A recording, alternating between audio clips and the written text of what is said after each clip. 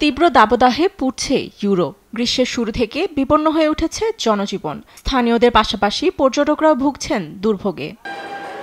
ইউরোপের 12টি শহরে তাপপ্রবাহের কারণে মারা গেছে 2300 জন। নতুন এক গবেষণায় বলা হয়েছে এর 2/3 মৃত্যু হয়েছে জলবায়ু পরিবর্তনের কারণে। বুধবার এই বিশ্লেষণে 23 জুন থেকে 2 জুলাই সর্বোচ্চ তাপমাত্রার রেকর্ড হয়েছে 40 degree Celsius. Barcelona, Madrid, Milan সহ লন্ডনের প্রায় 3 কোটি মানুষ এই বিশ্লেষণের অন্তর্ভুক্ত।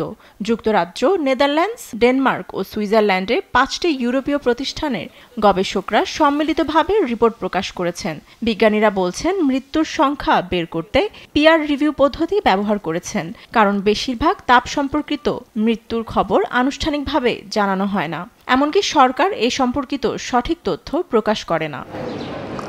ইম্পেরিয়াল কলেজ লন্ডনের গবেষক বেন ক্লার্ক বলেছেন, জলবায়ু পরিবর্তনের কারণে বাড়ছে গরম এবং দিন দিন তা বিপজ্জনক হচ্ছে। বিজ্ঞানীরা আরও বলেন, জীবাশ্ম জ্বালানি পোড়ানোর কারণে বাড়ছে তাপমাত্রা।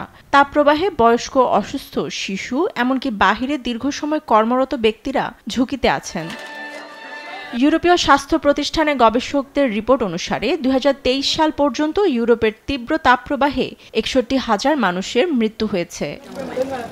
ফাতেমা তাসনিম, নিউজ ডেস্ক, দেশ টিভি।